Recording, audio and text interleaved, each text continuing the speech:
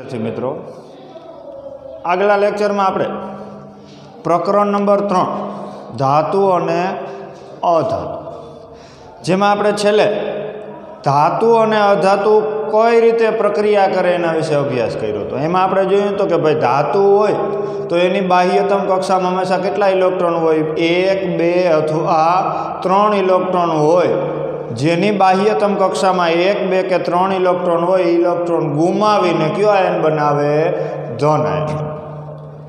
Is रीते अधातु हो तो एनी बाह्यतम कक्षा में केटला इलेक्ट्रॉन हो 5 6 अथवा 7 इलेक्ट्रॉन हो। जे अष्टक रचना प्राप्त करवा माटे 5 हो तो 3 6 हो तो 2 7 हो तो 1 इलेक्ट्रॉन हो करे मेळवे अने मेळवे एटले क्यों आयन बनावे ऋण आयन बनावे छे। ज्यारे जेनी बाह्यतम कक्षा में 4 इलेक्ट्रॉन हो धातु केवी होय अर्ध धातु में समावेश थाय छे। हवे आपणे आमां उदाहरण जोयुं कि आपणा व्यवहारिक जीवन में आपणे जे मीठुं वापरीए जेनुं रासायणिक नाम शुं थाय सोडियम क्लोराइड। हवे सोडियम क्लोराइड एटले एमां 2 घटको थया, एक थयो सोडियम अने बीजो थयो क्लोराइड एटले के क्लोरीन। तो आगळ आपणे लेक्चर में अभ्यास कर्यो तो ये प्रमाणे सोडियम है तो एनो परमाणुय क्रमांक थाय 11। परमाणुय क्रमांक 11 थाय एटले प्रोटॉन की संख्या केटली थाय 11। प्रोटॉन की संख्या 11 थाय एटले इलेक्ट्रॉन की संख्या कुल केटली थाय 11। तो इलेक्ट्रॉन वहेंचणी एने शुं थाय 2 8 1 एटले बाह्यतम कक्षा में केटला इलेक्ट्रॉन रहेला छे 1 इलेक्ट्रॉन रहेला छे एटले इलेक्ट्रॉन शुं करीए गुमावी। एटले जो अहींया नीचे शुं थयुं एने गुमावे एटले क्यो आयन बनी गयो धन आयन एटले शुं थयुं एने प्लस प्लस एने केटला इलेक्ट्रॉन गुमाव्या 1 इलेक्ट्रॉन की संज्ञा ई अने ऋण वीजभार धरावे एटले कि 1 इलेक्ट्रॉन शुं करे गुमावे। तो पहेला जे परमाणु हतो एनी इलेक्ट्रॉन रचना शुं थाय 2 8 1 1 इलेक्ट्रॉन गुमावीने क्यो आयन बनी गयो धन आयन एटले हवे एने सोडियमनो धन आयन कहेवाय। एनी इलेक्ट्रॉन रचना केटली थई जाय 2 8 प्लस 1 इलेक्ट्रॉन शुं कर्यो एनी गुमावी। बीजो घटक जे छे क्लोरीन तो एनो परमाणुय क्रमांक 17 थाय। केटलो थाय हाईली बेबो प्रमाणे 17मा क्रमे आवी એટલે 17 इलेक्ट्रॉन ની ગોઠવણી કરવી હોય તો પહેલી પૂરેપૂરી ભરાય એટલે 2 બીજી પૂરેપૂરી ભરાય એટલે 8 ત્રીજીમાં કેટલા ઇલેક્ટ્રોનનો સમાવેશ થાય 7। તો કાલે આપણે ભણ્યા હતા જે તત્વોની બાહ્યતમ કક્ષામાં 5 6 अथवा 7 इलेक्ट्रॉन हो इलेक्ट्रॉन शू करे 5 हो तो 3 6 हो तो 2 7 हो तो 1 इलेक्ट्रॉन शू करे मेळवे अने मेळवीने क्यों आयन बनावे ऋण आयन। तो अहीं बाह्यतम कक्षा में केटला इलेक्ट्रॉन थया 7 तो 7 इलेक्ट्रॉन गुमावीए नहीं पण 1 इलेक्ट्रॉन शू करीए मेळवीए એટલે જ અહીં આપણે નીચે લખ્યું क्लोरीन शू लख्યું આપણે નીચે क्लोरीन। इलेक्ट्रॉन रचना हती केटली 2 8 7 1 इलेक्ट्रॉन शू करीए मेळवीए तो हवे एनी इलेक्ट्रॉन रचना केटली थई जाय 2 8 8 प्लस 1 इलेक्ट्रॉन शू कर्यो एनी मेळ। तो अहींया क्लोरीन छे क्यो आयन बनावीए ऋण आयन अने ऋण आयन जे क्लोरीन बनी एनी इलेक्ट्रॉन रचना हवे केटली थई जाय 2 8 8 એટલે સોડિયમ છે 1 ઇલેક્ટ્રોન ગુમાવે એના બીજો જે ઘટક છે 1 ઇલેક્ટ્રોન શું કરે મેળવે। અંતે ક્યું સંયોજન બની છે સોડિયમ ક્લોરાઇડ। क्यों संयोजन बनी है सोडियम क्लोराइड जेनु आणवीय सूत्र शुं थाय NaCl। 9मा ધોરણમાં આપણે રાસાયણિક सूत्रનો समीकरण अथवा संज्ञा लखवी होय संयोजन तो एना माटेना આપણે नियम भण्या हता कि धन आयनवाळुं होय डाबी बाजू लखवामां आवे ऋण आयनवाळुं होय जमणी बाजू। बीजो नियम આપણે જોયો तो धातुओ होय हमेशा डाबी बाजू लखवामां आवे अधातु हमेशा कई बाजू लखवामां आवे धन।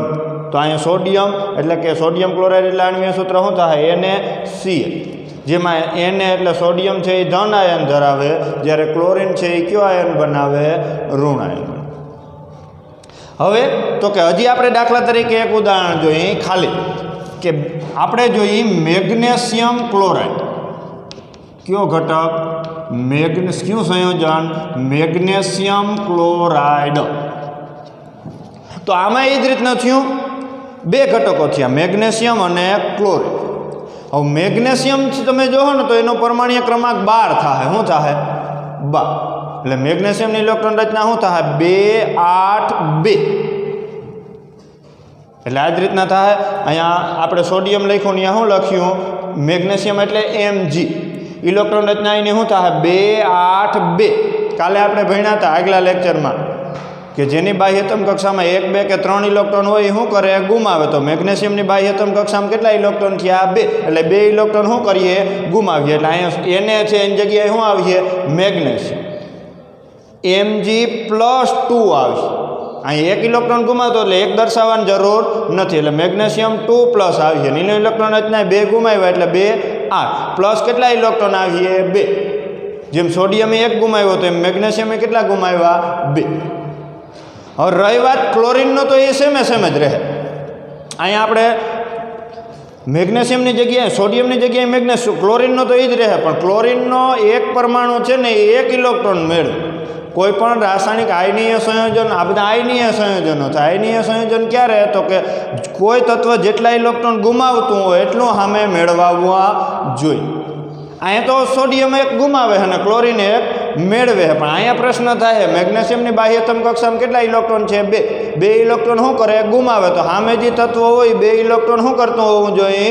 મેળવતું હોવું જોઈએ. તો અહીંયા ક્લોરિન છે એની ઇલેક્ટ્રોન રચના શું થાય? 2 8 7. એટલે 7 એટલે 1 ઇલેક્ટ્રોન જ મેળવે. 2 ક્યારે મેળવીએ નહીં. 2 ઇલેક્ટ્રોન ગુમાવે છે તો 2 મેળવવા માટે આપણે આ જ રીતનું થાય. પણ ક્લોરિનના કેટલા પરમાણુ થાય? 2. 2 પરમાણુ શું થાય? 1 ઇલેક્ટ્રોન શું કરીએ? મેળવીએ. એટલે 2 મેળવાઈ ગયા. એટલે અહીં 2Cl+E. તો ક્લોરિન કયો આયન બનાવી નાખીએ? ઋણ આયન. પણ ત્યાં ક્લોરિનના કેટલા પરમાણુ થાય? 2. એટલે એનું આણ્વીય સૂત્ર આપણે અંતે શું થાય? મેગ્નેશિયમ ક્લોરાઇડનું MgCl2. જે આ મેગ્નેશિયમ છે એ ધન આયન ધરાવીએ, ક્લોરિન છે એ કયો આયન ધરાવીએ? ઋણ આયન. આમ આયનીય સંયોજનમાં કોઈ એક તત્વ જેટલા ઇલેક્ટ્રોન ગુમાવતું હોય એટલું સામે મેળવાતું હોવું જોઈએ. તો અહીંયા આપણે બીજો ટોપિકે પૂર્ણ કર્યો. કયો બીજો ટોપિક? ધાતુ અને અધાતુ કેવી રીતે પ્રક્રિયા કરે છે. પહેલાં એમ યાદ રાખવાનું કે ધાતુ હોય એની બાહ્યતમ કક્ષામાં કેટલા ઇલેક્ટ્રોન હોય? 1 2 અથવા 3. અને જેની બાહ્યતમ કક્ષામાં 1 2 અથવા 3 ઇલેક્ટ્રોન હોય એ ઇલેક્ટ્રોન શું કરે? ગુમાવે. એટલે કયો આયન બનાવે? ધન. અધાતુ હોય તો એની બાહ્યતમ કક્ષામાં કેટલા ઇલેક્ટ્રોન હોય? 5 6 અથવા 7. જે અનુક્રમે 3 2 કે 1 ઇલેક્ટ્રોન શું કરે? મેળવે. અને મેળવીને કયો આયન બનાવે? ઋણ આયન બનાવે છે. જેના આપણે 2 ઉદાહરણ જોયા, સોડિયમ ક્લોરાઇડ અને બીજું કયું ઉદાહરણ? Magnesium chloride. પણ મેં કીધું એમ આયનીય સંયોજનમાં એ યાદ રાખવાનું કે કોઈ એક તત્વ દાખલા તરીકે 3 ઇલેક્ટ્રોન ગુમાવતું હોય તો સામે 3 3 મેળવવા જોઈએ. એના પછીના આપણે ટોપિકની વાત કરીએ તો ચેપ્ટરમાં જે રહેલો ટોપિક ત્રીજો છે ધાતુઓની પ્રાપ્તિ. હવે આમ જોઈએ તો ઘણી બધી ધાતુ છે જુદા જુદા પ્રકારે મળે. પૃથ્વીના પેટાળમાં ખોદકામ કરતાં જુદા જુદા સ્વરૂપે મળે. હવે એમાં અમુક ધાતુ એવી છે જે પૃથ્વીના પેટાળમાં ખોદકામ કરવામાં આવે ને તો એ ડાયરેક્ટ એ શુદ્ધ સ્વરૂપે જ મળે. સોનું છે, પછી ચાંદી છે, પ્લેટિનમ છે, આ બધી ધાતુઓ પૃથ્વીના પેટાળમાં ખોદકામ કરવામાં આવે તો ડાયરેક્ટ કયા સ્વરૂપે મળે? શુદ્ધ સ્વરૂપ. બાકીની જે ધાતુઓ છે પછી સોડિયમ છે, મેગ્નેશિયમ છે, લોખંડ છે, કોપર છે, ઝીંક છે વગેરે, એ બધી ધાતુ છે એ અશુદ્ધ સ્વરૂપે મળે. અશુદ્ધિ તો હોય જ, સાથે સાથે અમુકમાં સલ્ફર ભળેલો હોય તો સલ્ફાઇડ યુક્ત કહેવાય, ફોસ્ફરસ ભળેલો હોય તો ફોસ્ફરસ યુક્ત કહેવાય, કાર્બન ભળેલો હોય તો એ કાર્બોનેટ યુક્ત કહેવાય, ઓક્સિજન હોય તો એ ઓક્સાઇડ યુક્ત કહેવાય. આ જે 3 ધાતુ છે સોનું, ચાંદી અને પ્લેટિનમ, એ પૃથ્વીના પેટાળમાં ખોદકામ કરતાં ડાયરેક્ટ એ શુદ્ધ સ્વરૂપે મળે. એવી ધાતુઓને ઉમદા ધાતુ કહેવાય. કેવી ધાતુ કહેવાય એને? ઉમદા. કે જે ધાતુઓ પૃથ્વીના પેટાળમાં ખોદકામ કરતાં સીધી જ શુદ્ધ સ્વરૂપે મળે એવી ધાતુઓને કેવી ધાતુઓ કહેવાય? ઉમદા ધાતુઓ કહે છે. દાખલા તરીકે સોનું છે, ચાંદી છે, પ્લેટિનમ છે, જે પૃથ્વીના પેટાળમાં ખોદકામ કરતાં શુદ્ધ સ્વરૂપે મળે છે. એ પહેલાં તો કે આપણે આગળના ધોરણમાં 9મા ધોરણમાં ભણ્યા હતા કે દરેક ધાતુ છે એની સક્રિયતા કેવી હોય? અલગ અલગ હોય. પ્રકરણ 1માં આપણે અભ્યાસ કર્યો તો વિસ્થાપન પ્રક્રિયા. એમાં આપણે જોયું તો કે ભાઈ વધારે સક્રિય ધાતુ છે એ ઓછી સક્રિય ધાતુના દ્રાવણમાંથી એને શું કરે? દૂર કરે. એટલે કેટલીક ધાતુ એકદમ વધારે સક્રિય હોય, જ્યારે અમુકની સક્રિયતા મધ્યમ હોય, ત્યારે અમુકની સક્રિયતા હાવ કેવી હોય? ઓછી. આગળ આપણે વાત કરીને સોડિયમ જેવી ધાતુ એવી છે ખાલી હવામાં ખુલ્લી રાખવામાં આવે તો એ શું થઈ જાય? સળગી ઉઠે. તો અહીંયા આપણે પહેલાં ધાતુની પ્રાપ્તિ પહેલાં વાત કરતાં પહેલાં આપણે સક્રિયતાનો ઉતરતો ક્રમ અહીંયા આપણે લખ્યો, જેમાં સૌથી વધારે સક્રિય ધાતુ કઈ કે પોટેશિયમ, પછી સોડિયમ, એને એટલે સોડિયમ, સી એટલે કેલ્શિયમ, એમજી એટલે મેગ્નેશિયમ, એલ એટલે એલ્યુમિનિયમ, ઝેડએન એટલે ઝીંક, એફઈ એટલે લોખંડ, પીબી એટલે લેડ, સીયુ એટલે કોપર, એજી એટલે ચાંદી અને એયુ એટલે સોનું. આ ધાતુની સક્રિયતા શ્રેણી છે. કયો ક્રમ? ઉતરતો. હવે તો કે જુદી જુદી ધાતુઓની પ્રાપ્તિમાંથી પહેલાં જે મળે ને એને એનો અયસ્ક કહેવાય. શું કહેવાય? એનો અયસ્ક અથવા એની કાચી ધાતુ. જેમ કે આપણે રસોડામાં વિવિધ સામગ્રી વાપરીએ, જે આપણે એમ કહીએ એલ્યુમિનિયમની બનેલી હોય, તો એ પૃથ્વીના પેટાળમાં ખોદકામ કરતાં ડાયરેક્ટ એલ્યુમિનિયમ ના મળે. એની અયસ્ક અથવા એની કાચી ધાતુ છે બોક્સાઇટ. કઈ કાચી ધાતુ છે? બોક્સાઇટ. એમ લોખંડ હે તો હિમેટાઇટ, મેગ્નેટાઇટ, સિડેરાઇટ, આયર્ન પાયરાઇટ, આ બધી લોખંડની કાચી ધાતુ અથવા અયસ્ક હે. અયસ્ક કેને કહેવાય? તો કે જે આપણે ઉમદા ધાતુની વાત કરી કે જે પૃથ્વીના પેટાળમાં ખોદકામ કરતાં ડાયરેક્ટ એના શુદ્ધ સ્વરૂપે જ મળે, એવી ધાતુને કેવી ધાતુ કહેવાય? ઉમદા. પણ જે મિશ્રણ સ્વરૂપે મળે એ પછી ઓક્સાઇડયુક્ત હોઈ શકે, સલ્ફાઇડયુક્ત હોઈ શકે, કાર્બોનેટયુક્ત હોઈ શકે, ફોસ્ફાઇડ સ્વરૂપે હોઈ શકે, એ બધાને એની કાચી ધાતુ અથવા અયસ્ક કહેવાય. એટલે આ ખબર પડી કે ધાતુની પ્રાપ્તિ ક્યાંથી મળે? પૃથ્વીના પેટાળમાંથી જુદા જુદા સ્વરૂપે મળે. આપણે એ જોઈએ અમુક ધાતુ છે એ ડાયરેક્ટ એના શુદ્ધ સ્વરૂપે મળે. તો એ જે કાચી ધાતુ કે અયસ્ક મળ્યું એનું સંક્રદન, એટલે કે એમાંથી ધાતુ મેળવવા માટે તો કે 3 વિભાગમાં વિભાજન કરવામાં આવ્યું. આ સક્રિયતા શ્રેણી ખાસ કરી લેવાની. પોટેશિયમ છે, પછી સોડિયમ છે, કેલ્શિયમ છે, મેગ્નેશિયમ છે, એલ્યુમિનિયમ છે, ઝીંક છે, લોખંડ છે, લેડ છે, સોનું છે, કોપર છે, ચાંદી છે, સોનું છે. આ સક્રિયતા શ્રેણીનો કયો ક્રમ થયો? ઉત્તર. એટલે સૌથી વધારે સક્રિય પોટેશિયમ, પછી આવે સોડિયમ, પછી કેલ્શિયમ, પછી મેગ્નેશિયમ, પછી એલ્યુમિનિયમ, પછી ઝીંક, પછી લોખંડ, પછી લેડ, પછી કોપર, ચાંદી અને સોનું. આ સક્રિયતા શ્રેણીનો કયો ક્રમ છે? ઉતરતો ક્રમ. ન્યાય વિભાગ કરી નાખ્યા. દાખલા તરીકે potassium, sodium, calcium, magnesium, aluminium એ એકદમ વધારે સક્રિય ધાતુના વિભાગમાં મૂકવામાં આવ્યા. જ્યારે વચ્ચેના ભાગે ઝીંક છે, લોખંડ છે, લેડ છે, કોપર છે એ મધ્યમ સક્રિય ધાતુ. જ્યારે સોનું, ચાંદી છે એ એકદમ નીચી સક્રિય ધાતુની શ્રેણીમાં મૂકવામાં આવે છે. હવે તો કે અયસ્ક અથવા કાચી ધાતુનું સંક્રદન, તો કે આપણે ધાતુના કેટલા પૃથ્વીના પેટાળમાંથી મળે એના કેટલા વિભાગ કર્યા? તો કે એક વિભાગ કયો?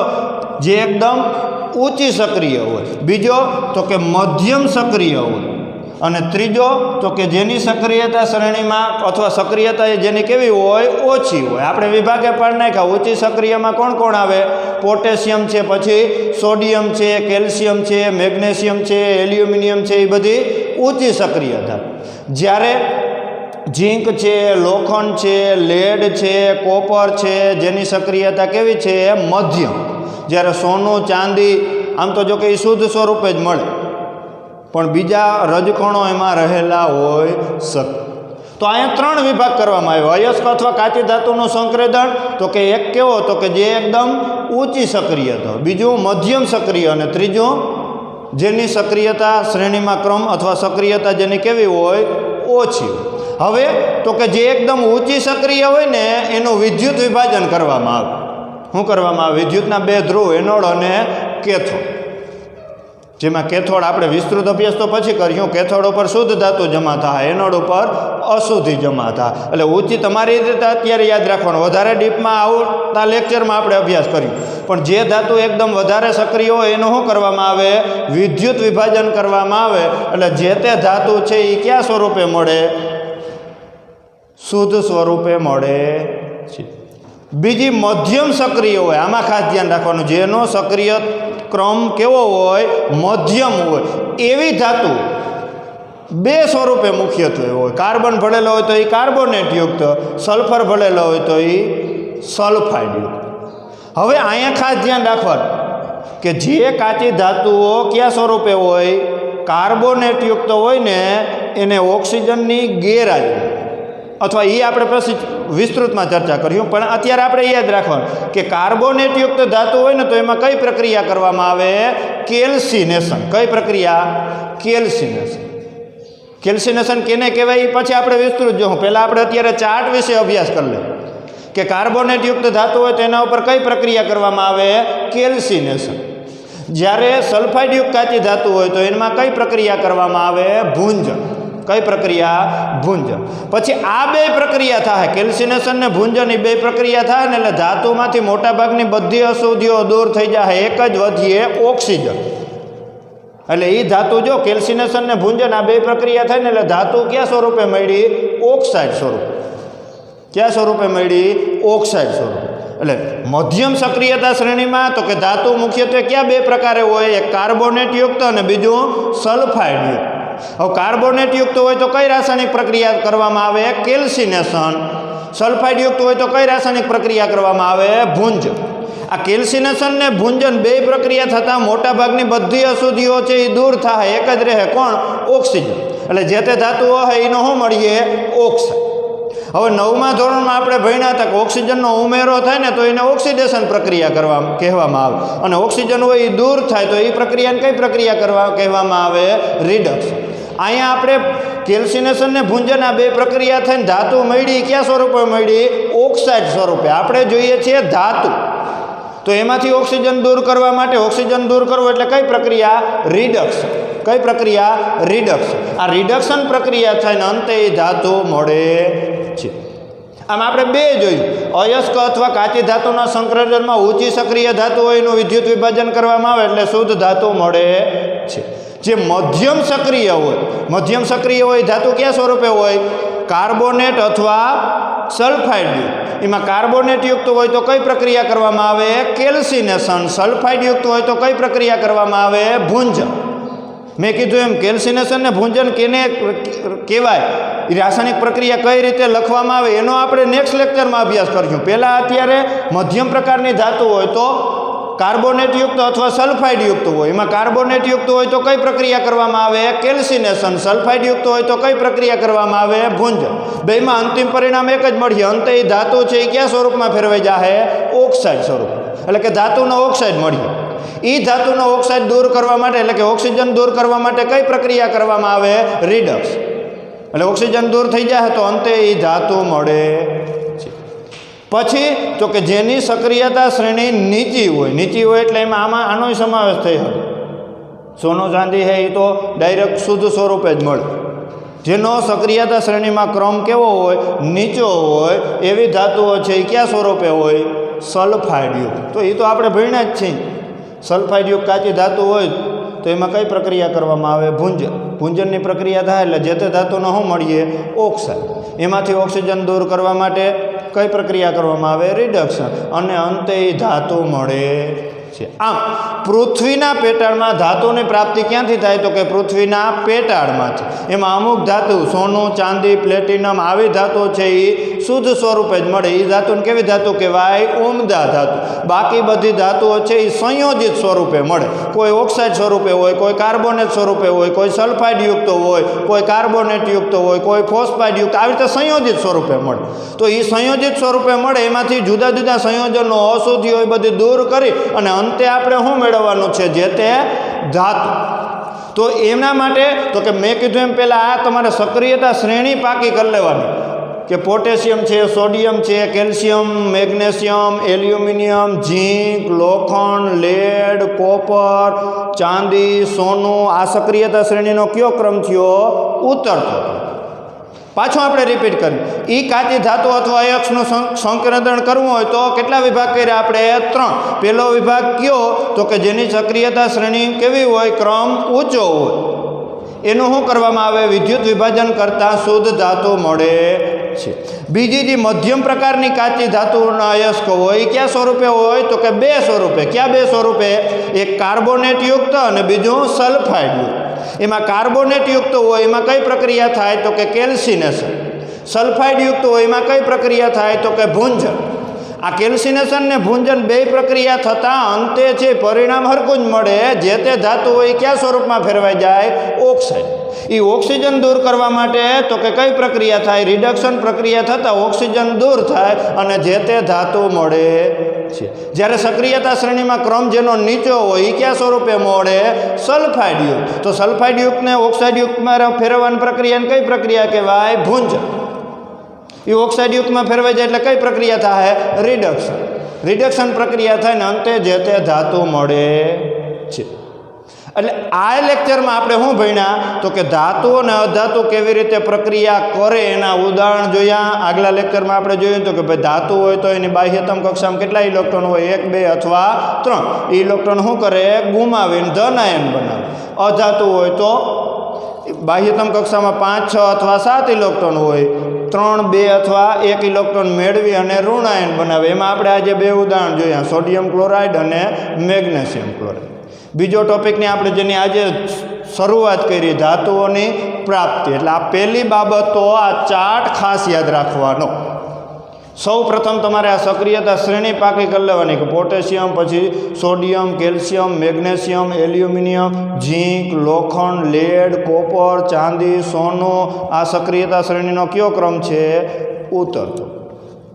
વિસ્તૃત ચર્ચા. હવે તો કે હવે આપણે આ ચાર્ટ ઉપરથી ચર્ચા કરી કે વધારે સક્રિય ધાતુ છે તો હવે એ ખબર હોવી જોઈએ. એકદમ ઊંચી સક્રિયતા હોય એનું વિદ્યુત વિભાજન કરવામાં આવે તો શુદ્ધ ધાતુ મળે. મધ્યમ સક્રિય હોય કાં કાર્બોનેટયુક્ત હોય કાં સલ્ફાઇડયુક્ત હોય. કાર્બોનેટયુક્ત હોય તો કેલ્સિનેશન પ્રક્રિયા થાય, સલ્ફાઇડયુક્ત હોય તો કઈ પ્રક્રિયા થાય? ભૂંજન પ્રક્રિયા થાય. ચાર્ટનો આપણે વિસ્તૃત પછી અભ્યાસ કરશું. એટલે વ્યવસ્થિત રીતે આખો ચાર્ટ લખી લેવાનો અને સક્રિયતા શ્રેણી છે એનો ક્રમ ખાસ ભૂલવાનો નથી. વિસ્તૃત ચર્ચા ચાર્ટમાં જે રાસાયણિક પ્રક્રિયા આવી અથવા આખો ચાર્ટની વિસ્તૃત ચર્ચા છે એ આપણે છે આગળના લેક્ચરમાં કરશું. ઓકે.